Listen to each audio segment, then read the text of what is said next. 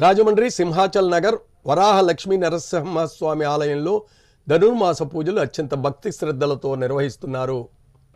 రాజమహేంద్రవరం సింహాచల క్షేత్రంలో వేంచేసి ఉన్న శ్రీ వరాహ లక్ష్మీ నృసింహస్వామి వారి సన్నిధానంలో ఆలయ ధర్మకర్తలు కాలిపు సూర్య సింహాచలం, కాలిపు నాగేశ్వరరావు ఆధ్వర్యంలో ధనుర్మాస ఉత్సవాలు ఘనంగా నిర్వహిస్తున్నారు.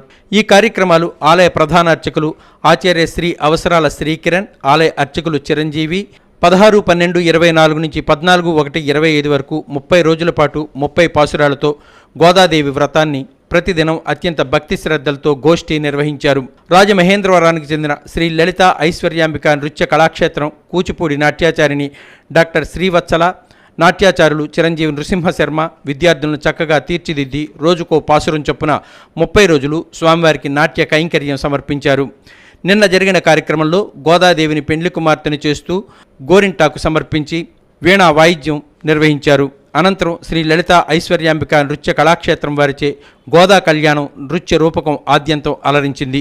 గోదాదేవిగా నాట్యాచారిణి కుమారి శ్రీవత్సల, శ్రీరంగనాథులుగా చిరంజీవి నృసింహశర్మ అభినయం అద్భుతం కాగా విద్యార్థుల అభినయం మరింత ఆకర్షించింది. వీరి ప్రదర్శనకు ముగ్ధులైన ఆలయ ప్రధాన అర్చకులు శ్రీకిరణ్, ధర్మకర్తలి మండలి విద్యార్థులను, నాట్యాచారులను అభినందిస్తూ ప్రశంసా పత్రాలు, జ్ఞాపికలతో పాటు సముచిత బిరుదులతో సత్కరించారు. ప్రసాద వితరణతో నిన్నటి కార్యక్రమం ముగిసింది.